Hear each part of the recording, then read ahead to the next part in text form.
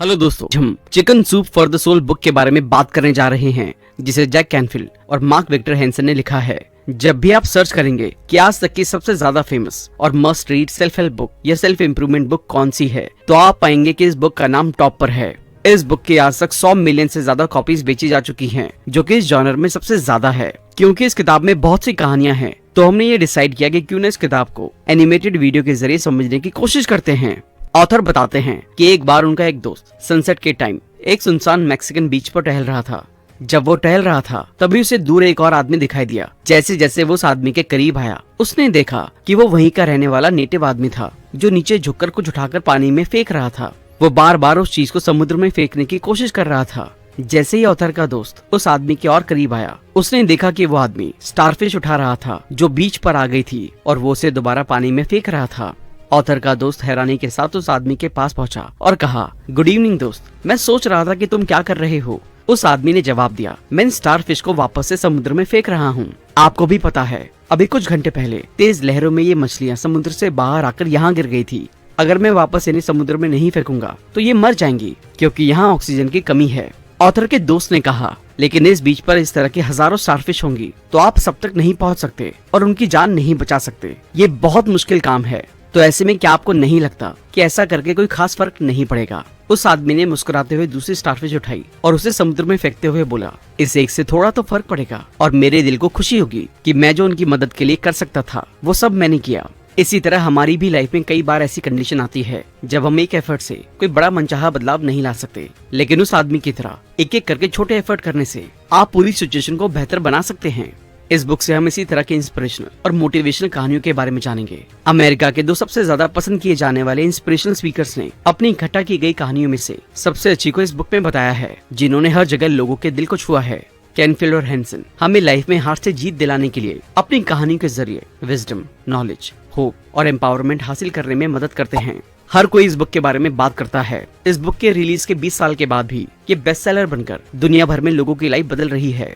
रोजमर्रा के मैजिक्स के बारे में कहानियों के साथ इंस्पिरेशन की पावर हमारी आत्मा को रोशन करने का सबसे अच्छा तरीका है। चाहे आप पहली बार आत्मा के लिए इस बुक को पढ़ने जा रहे हों या चाहे आप लंबे टाइम से इस बुक को पढ़ रहे हों, ये बुक आपको एक बेहतर इंसान बनने, अपनी हाईएस्ट कैपेसिटी तक पहुंचने, अपने चैलेंज पर काबू पाने और अपने आसपास की दुनिया को अपनाने के लिए इंस्पायर करेगी।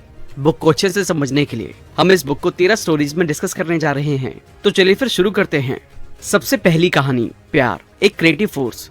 मदर टेरेसा ने कहा है, जहाँ भी जाएं प्यार फैलाएं, लेकिन सबसे पहले अपने घर में, मतलब अपनी फैमिली को, अपने बच्चों को, अपने पति या पत्नी को और पड़ोसियों को प्यार दो। बेहतर और खुश हुए बिना किसी को भी कभी भी अपने पास से जाने ना दे। दुनिया में प्यार मौजूद है, उसको महसूस करें। एक कॉलेज प्रोफेसर ने बस्तियों में रहने वाले 200 लड़कों को सोशियोलॉजी पढ़ाई थी। उन्हें हर एक स्टूडेंट से उनके फ्यूचर का असेसमेंट करने के लिए कहा गया, जिनमें से हर एक ने लिखा कि उन्हें मौका नहीं मिला है। 25 साल बाद सोशियोलॉजी के एक और प्रोफेसर ने उनके बारे में रिसर्च किया, जिनमें से 20 स्टूडेंट के मरने या चले जाने के बाद बचे 180 स्टूडेंट में से 176 स्टूडेंट्स ने डॉक्टर, इंजीनियर, लॉयर या किसी न किसी रूप में सक्सेस हासिल की, जिसे देखकर दूसरे प्रोफेसर हैरान हो गए और इस जादू का पता लगाने के लिए उस प्रोफेसर से मिले जिसने इन स्टूडेंट्स को पढ़ाया था। पूछे जाने पर उन्होंने एक ही जवाब दिया, ये इसलिए पॉसिबल हुआ क्योंकि मैं उन बच्चों से प्यार करती थी। जिसका सीधा मतलब ये हुआ कि आप प्यार के जरिए कुछ भी सच कर सकते हैं। इस बात से कोई फर्क नहीं पड़ता है कि आपके सपने या गोल कितने ज्यादा मुश्किल हैं। अगर आप प्यार से अपने काम को करते हैं तो आप आसानी से अपनी सक्सेस को हासिल कर सकते हैं। इसलिए खुद से और दूसरों से प्यार की भावना को बनाए रखें।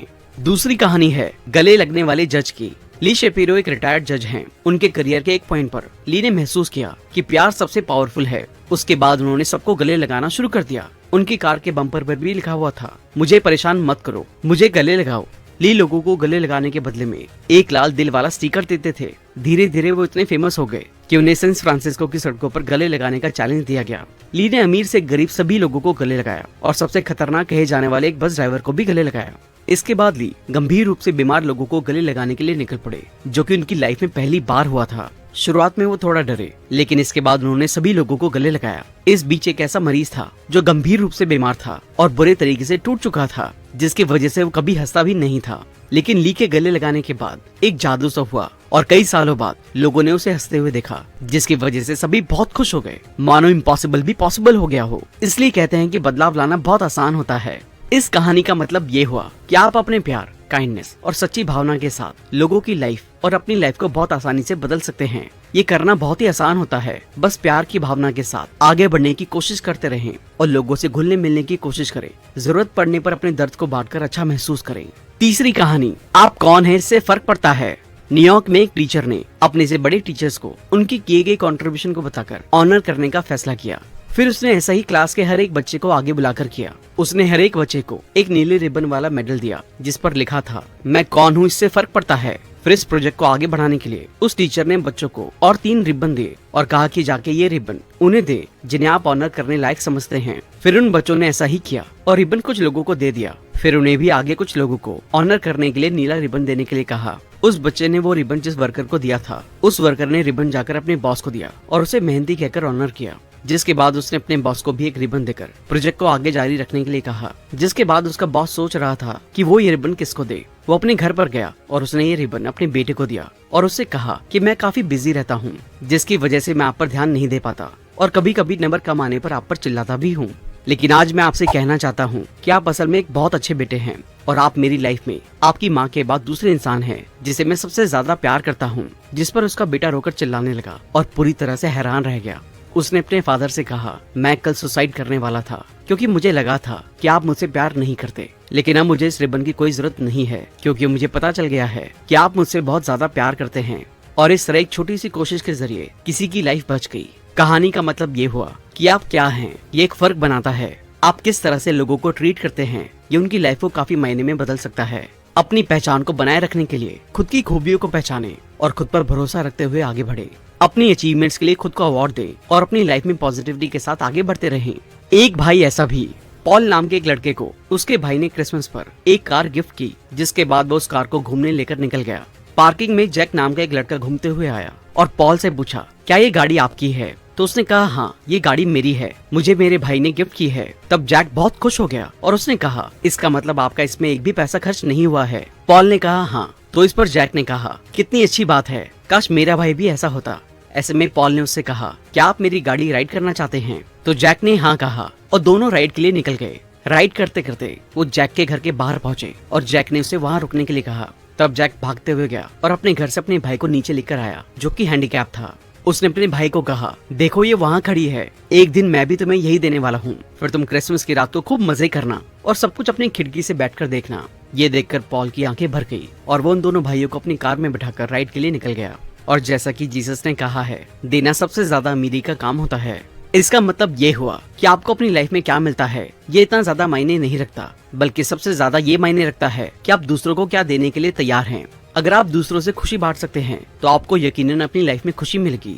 लेने के लिए सबसे पहले देना सीखिए और ऐसा करके आप अपनी लाइफ को खुशहाल बना देंगे। अगली कहानी है एक सिंपल जेस्चर। हम में से हर कोई अपनी लाइफ में महान बन सकता है। सेवा करने के लिए आपको किसी भी मुश्किल काम को करने की जरूरत नहीं है। हम में से हर कोई सेवा कर सकता है। सेवा करने के लिए आपको बस एक दया भरे दिल की जरूरत होती है। एक दिन मार्क अपने स्कूल जा रहा था और उसके सामने एक लड़का फिसल गया, जिसके बाद उसकी सारी चीजें बिखर गई। मार्क ने उसकी हर एक चीज को उठाने में मदद की। फिर उसके चलते चलते मार्क को पता चला कि उसका नाम बिल था, जो कि हिस्ट्री, वीडियो गेम्स और बेसबॉल से प्यार करता था और उसका अभी भी ब्रेकअप हुआ था। वो दोनों पहले बिल के घर पहुंचे और बिल ने मार्को को और टीवी देखने के लिए इनवाइट किया। उसके बाद मार्क अपने घर वापस चला गया। उन दोनों ने 1-2 बार साथ में लंच किया और जूनियर हाई स्कूल में एक साथ ग्रेजुएशन पूरी की। जिसके बाद बिल ने मार्क से बात करने के लिए कुछ टाइम मांगा और उसे मार्क को बताया कि क्या आप जानते हैं कि मैं उस टाइम इतना सारा सामान लेकर कहाँ जा रहा था।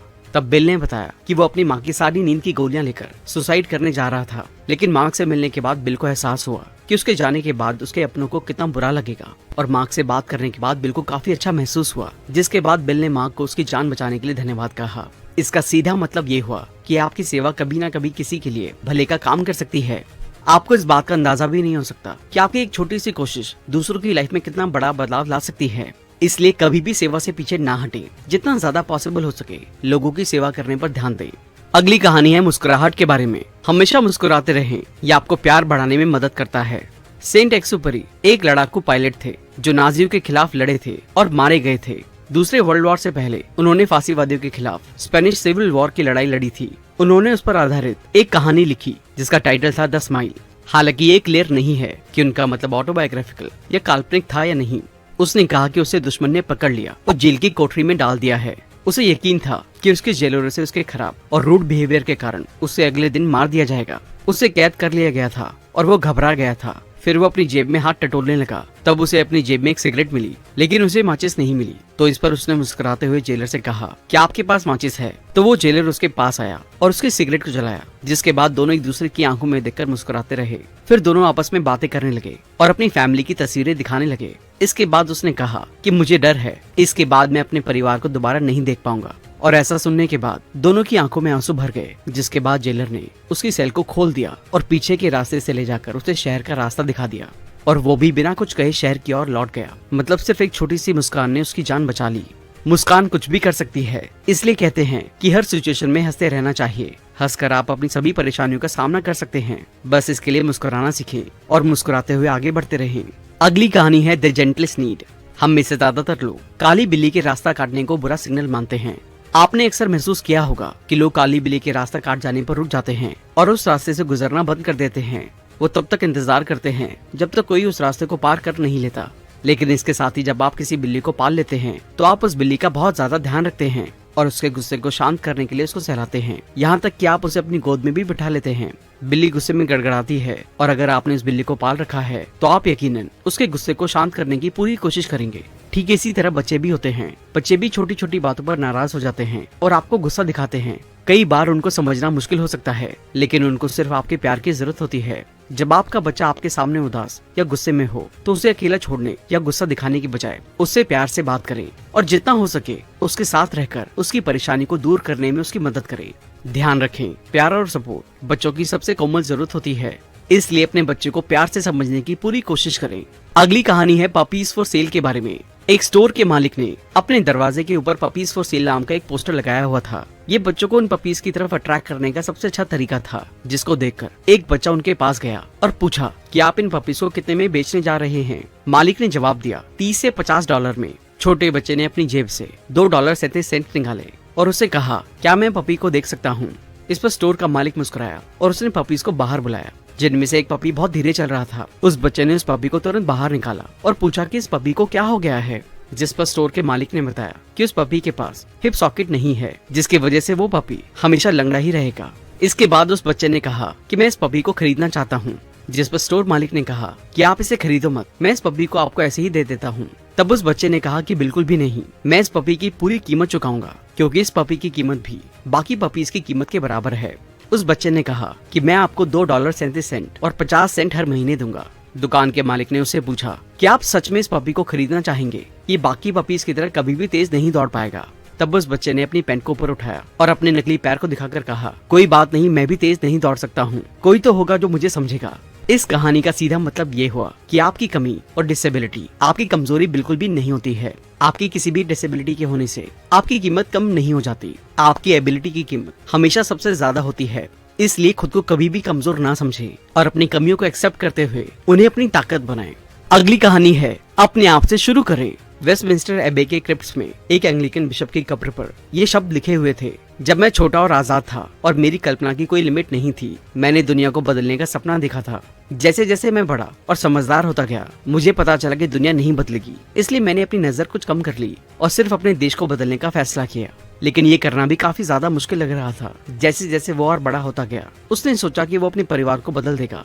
उसने अपने करीबी दोस्तों और अपने परिवार के लोगों को बदलने की कोशिश की, लेकिन ये भी ना हो सका। और जब वो अपने आखिरी टाइम में पहुंच गया, तब उसे एहसास हुआ कि काश उसने सबसे पहले खुद को बदल लिया होता तो वो शायद अपने परिवार को बदल सकता था। और अगर वो अपने परिवार को बदल देता तो इसके साथ ही वो अपने देश को भी बदल सकता था। और जब वो अपने देश को बदल देता तो वो पूरी दुनिया को भी बदलने का सपना देख सकता था। सीधे शब्दों में कहें तो शुरुआत हमेशा खुद से करनी चाहिए। ध्यान रखें, आप दूसरों को कभी भी अपने अकॉर्डिंग नहीं बदल सकते। इसलिए जो बदलाव आप दुनिया या दूसरों में देखना चाहते हैं, वो बदलाव खुद बने।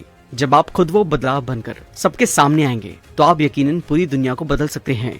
बस इस बात का ध्यान रखते हुए खुद को बदलने के साथ शुरुआत करें। अगली कहानी है द बैग लेडी। एक औरत शहर के पोस्ट ऑफिस के पास काफी बुरी हालत में सोती थी, जिसके कपड़ों से बदबू आती रहती थी। उसके दांत और बॉडी पूरी तरह से गंदे हो चुके थे। उसके मुंह से बदबू महसूस की जा सकती थी। कुछ दिनों बाद पोस्ट ऑफिस को जल्दी बंद कर दिया जाता था, जिसकी वजह से वो फुटपाथ पर सोती थी और वो अक्सर खुद से कुछ बड़बड़ाती रहती थी।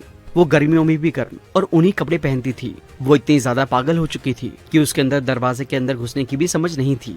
बॉबी प्रॉस्टिन, जो कि इस कहानी के ऑथर हैं, उसको ढूंढते हुए उसके पास गए और उसे कहा कि माँ, मैं आपके लिए कुछ खाने की चीजें लाया हूँ, क्या आप इसे खाना पसंद करेंगी? जिस पर उस बूढ़ी औरत ने अपने लड़खड़ाते हुए दांतों से बोला, बहुत बहुत धन्यवाद, लेकिन मेरा पेट अभी भरा हुआ है। उस बूढ़ी औरत ने कहा कि आप इसे किसी ऐसे इंसान के पास क्यों नहीं ले जाते जिसे सच में इसकी जरूरत हो। जिस बात से पता चलता है कि वो औरत सिर्फ पैसों से गरीब थी, लेकिन अपने बिहेवियर से काफी अमीर थी। इस कहानी से सीखने वाली बात यह है कि आपको कभी भी किसी के पैसों को देखकर उसके बिहेवियर का अंदाजा नहीं लगाना चाहिए और जितना ज्यादा हो सके दूसरों को ध्यान में रखते हुए काम करने पर ध्यान दें। आपका बिहेवियर ही आपको दुनिया में पहचान दिला सकता है, इसलिए इस बात का ध्यान रखें कि आप दूसरों के सामने किस